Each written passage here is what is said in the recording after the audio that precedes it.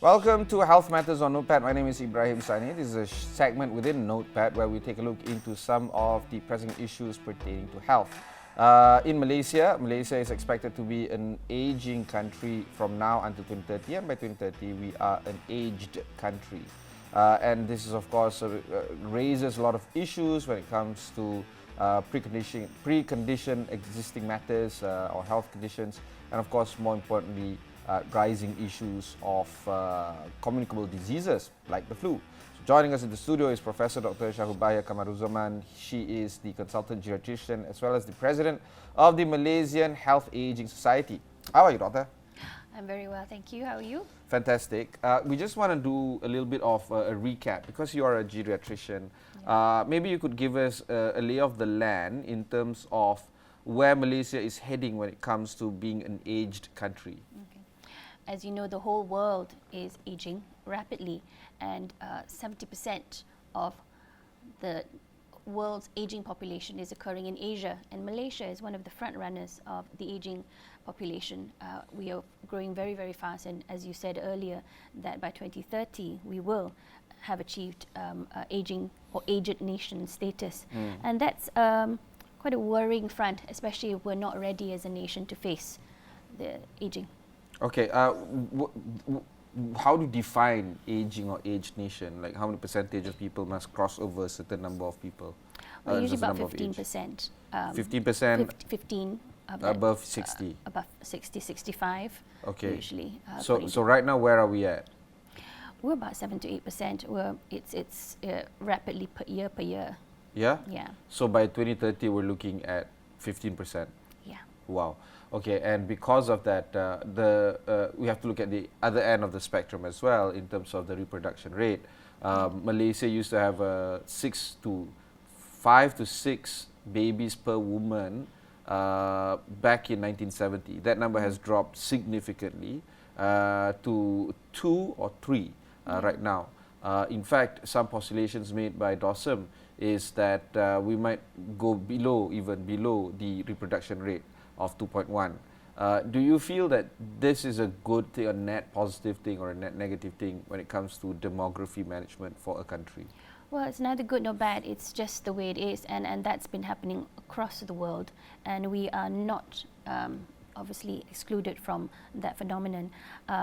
Now that there are more working women out there, and women, as you know, age longer and live longer than men, and it's important that as you grow older, that both men and women's economic capacity is extended beyond their retirement age, and therefore, with both parents working, often not having as many children may be one of the ways in which that is compromised in some ways, and that's why population imbalances occur. This is the thing, right? Because in my conversations with EPF, they argue that only 4% of current EPF members, folks like you and me, I'm assuming you're EPF and not a pension. Yeah, well, I'm a pensioner, but yeah. Okay, all right.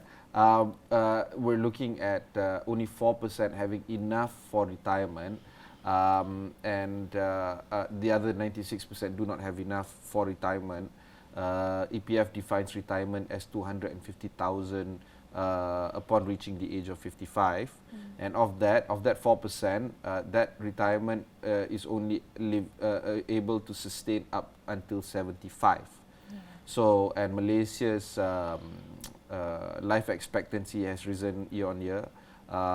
Men is, I think, at 78, if I'm not mistaken. Women at 80 or 81. So, you're looking at least another 6 to 7 years post-retirement. Of course, this life expectancy is only expected to grow even longer. Do you feel that Malaysia has enough when it comes to, say, I know that retirement isn't enough, but do you feel that the, social healthcare network is enough to help Malaysians out there, particularly in the geriatric space? That's where preparedness is most important, and this is where I come across in terms of the importance of healthy aging, and healthy aging can occur as young as you are now, even younger. Okay. And that preparedness, by way of our pension and EPF, is only enough if you anticipate a healthy old age. Yeah. But if you're not healthy, being ill costs a lot of money. Yeah. And if you look into the current situation where even children of aging parents who are in the 80s and 90s, the children are having to dig out their EPF money savings in order to pay for the older parents. So Yeah. it is ever so important that in the younger generations beforehand need to actually strategize, and we as a population, as a community, really need to focus on being healthy. Okay, let's talk about being healthy. It's also about lifestyle. It's also about trying to manage our NCDs, non-communicable diseases. It's also trying to maintain a situation where we are open to the idea of, you know, annual checkups. This, not that you can tell me more actually on this, but this is something that Malaysians are not necessarily open to, the idea. Where do you think the issue of, say, for instance, awareness needs to start? Is it through community members? Is it through parents versus children, meaning a familial cluster? Where do you think the whole idea or the whole notion of trying to tell people be healthy, live healthier, eat healthier, you know, do you think that that kind of lifestyle changes should start from home or from communities or from broad messages like this? I think we should start treating any sort of health issue as a public health threat. It needs to be a wide public health message, and therefore it would transcend not just families, communities, but the whole nation. So healthy eating, healthy living, moving, keeping well, having regular checkups, having your vaccinations updated. Those are key ingredients to being healthy as a nation. So it's a healthy nation moving together, and therefore as early as at school, that needs to be part of our classes. Every activity within any curricula that is delivered at a young age needs to include key messages of being healthy, you know, in mind, in physique, in attitude. So when my mom was doing a PhD and I was in Australia, there is a special education on sex education. It's a special syllabus, a special subject. I just realized that my 15-year-old is getting taught on sex education in her biology class. That, I mean, I'm sure that they're trying their best in terms of trying to get teenagers be aware of sex ed, but you know, they have to retrofit it in biology. And I remember my biology wasn't, you know, anything to do with sex ed. It was just biology, like plain science, right? Do you think that the education ministry needs to figure this out as well? At least now, with the new government in place and all that, a lot has to be done in terms of education. I think the education system and the purveyors of such, and myself working in the university, we have an obligation to actually be open to all the very many ways in which the younger generation are learning. And if they're not getting it in schools, and we're not actually capturing the importance and imbibing our maybe cultural, our nation's beliefs in school, then they're obviously going to be able to get exposed to various social media areas, and children are very resourceful. In fact, a lot of, and I'm told my nieces that their school activities are all very much based on internet information, etc. So there's a lot of ways in which they can gather the information, but it would be good that, you know, from a sort of the purview of the education ministry, perhaps, to actually be involved in what is now generational, what ways in which they learn, and what is akin to global standards, because we are sometimes mired by a lot of our multi-religious, multicultural beliefs. Whilst those are very, very important, we also need to actually understand what's going on out there, and our children are exposed. So, you know, it's important to ensure that, you know, the healthy attitudes towards aging, or whether towards health, whether towards sex education, etc., is something that is being managed properly. Is managed appropriately. Okay, we'll go for one short break. When we come back, we'll discuss a little bit more with Dr. Shahrul Bahia Kamaruzaman, the consultant geriatrician, on the issues of aging.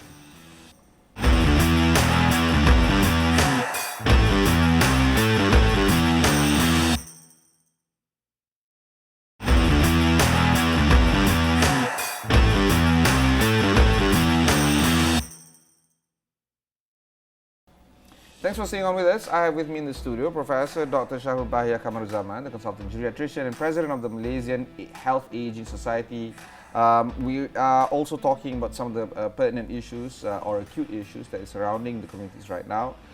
Most pressing one could be the COVID, but of course another issue that is still on the pulmonary aspect of things is the influenza flu A, which is the burden and social concern amongst our elderly. Maybe you could give us a quick overview in terms of the flu prevention situation amongst the elderly in Malaysia. We actually need to do a lot more about preventing flu amongst our growing older population. The uptake of flu vaccination is actually very low amongst the older population. I think perhaps now with COVID becoming more on the forefront of people's minds, that vaccination is no longer, or vaccination hesitancy is no longer a big issue. And I find that, unlike other countries who've had vaccine hesitancy, older Malaysians have been very, very good at maintaining their vaccinations, and hence now is the right time to come back to say, hey, don't forget about flu, because that was actually causing a lot of severe illness and complications even before COVID came. Yeah. The good old influenza virus.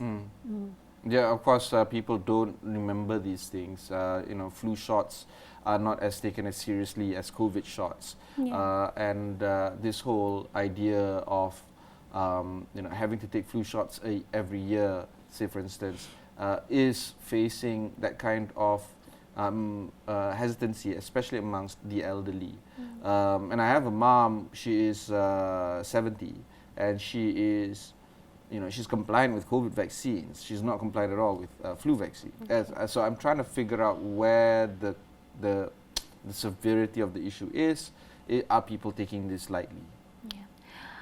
They perhaps are, which is why the uptake is quite low. So therefore there is a campaign that the Ministry of Health, alongside other associations and supported by Malaysian Healthy Aging Society, the Flu Prevention Act of Love campaign has been the campaign, and currently it's in its fourth phase, and prevention of flu beyond 65 and above, Get It Done, is the latest campaign that actually targets older people. So in the way that aging is holistic, and therefore part of your holistic healthy aging is to not just eat well, be physically active, get your checkups done, be socially active, learning new skills, etc. So there are 7 key aspects to happy and healthy aging, and the 7th one, most importantly, is also to get your flu vaccination as part of that thrust. So it's an act of love. It means protecting your family, protecting specifically your older persons, because 85% of older people who may have non-communicable disease have severe complications, etc., and they die, especially if they get complications of flu, such as pneumonia. They may have inflammation of the heart. They may develop sepsis. And this can actually increase your hospitalization rates. Prolonged hospitalization can also lead to other complications and death. And those who are more vulnerable are those with NCDs, as non-communicable diseases, specifically, those with heart and lung complications. Those who have chronic heart and lung disease, they are vulnerable. Those who have heart disease, ischemic heart disease, who have stents, etc., they are vulnerable. Those who are diabetic, and Malaysian populations are very high diabetes rates. So when you get the flu, you may not realize it as a diabetic. Your sugars may swing up and down, and this may put you at risk of being open to more inflammation and hence more complications of infection.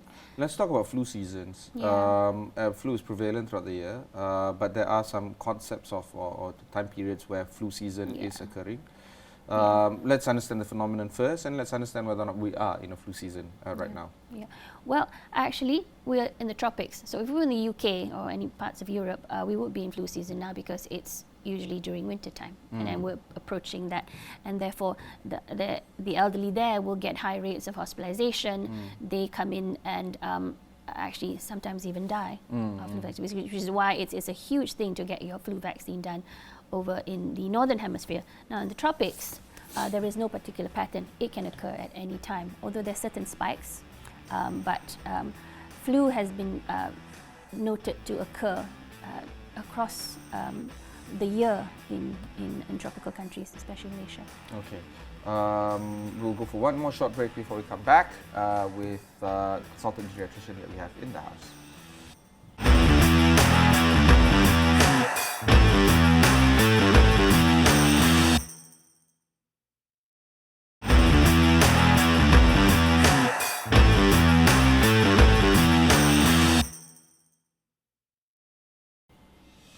Thanks for staying on with us. I have with me Professor Dr. Baharu Kamarazaman, the consultant geriatrician. So, doctor, maybe we should talk a little bit more about how to take the flu vaccine, where, and perhaps a little bit more on the Act of Love campaign. Okay. Yeah. So, as I mentioned, the Act of Love campaign is the bigger picture of the Immunize for Life campaign that has been conducted by Ministry of Health with Malaysian Pediatric Association as well as Malaysian Infectious Disease and Chemotherapy Association. And it's supported now in its fourth phase by Malaysian Healthy Aging Society. Because of healthy aging being the key thrust here, we are advocating that flu prevention occurs in those beyond 65. And the motto is get it done. And why they need to get it done is because flu becomes more serious as you get older. The complications of it, especially if you've got multiple medical issues, chronic diseases, as you get older, the experience of having the influenza virus is a little bit more severe. And having an annual vaccine that occurs, which you can get from your GPs, which you can get at any public hospital or private hospitals, is a very, very important thing to do as part of your steps to healthy aging. Not just getting your health checkup, making sure that you move mentally, physically, socially, etc. It's part of your key steps to being happy and healthy in old age. So that's part of what the campaign is about. It's approaching this need, and vaccination being one of it, annually, as a holistic part of the healthy aging process that we hope older Malaysians can cultivate. The final question would be on the cost or the price. Some of the elderlies that are watching us, or children of them, they're trying to understand what the implications are, cost implications. So it's between 65 to 100 ringgit per year. That's the average flu vaccine. Can they get it for free at the Klinik Kesihatan or something like that? So it's not free for the moment, but under certain schemes and health, we really need to actually work with how we can actually make this part of the expenditure, especially for those who are within the B40 bracket. So we hope to actually work on this initiative to make nationwide older person vaccination as part of the as part of the vaccination schedule. Not because right now it's free for those who are the younger children vaccination, but for older people it's still a cost. So we will need to work it out with the powers that be to make this something that is also free. And so if the public wants to find out more about this, is there a call to action? Is there a website, an IG? There is a website. It's www.activelove.ifl.my, and you can look up for more information there, and we'll be happy to answer questions. Now on social media, there's nothing on social media right now? Well, you can check out our Malaysian Healthy Aging website, and of course there's also the Act of Love website, and there's a hashtag #IGetItDone. Yeah, let's get it done. Let's get it In done. fact, I'm due for my flu shot as well, so I want to do that as well. Yeah. That was our conversation with Professor Dr. Baharu Kamarazaman, the consultant geriatrician, also the president of the Malaysian Healthy Aging Society, or MHAS. If you want to learn more about this, do check out their website just now, as mentioned by Dr. Bahia. Also, stay on astroawani.com. There's a lot of resources that can be found here. Just search for Health Matters as well. My name is Ibrahim, Sani. Catch you in the next one.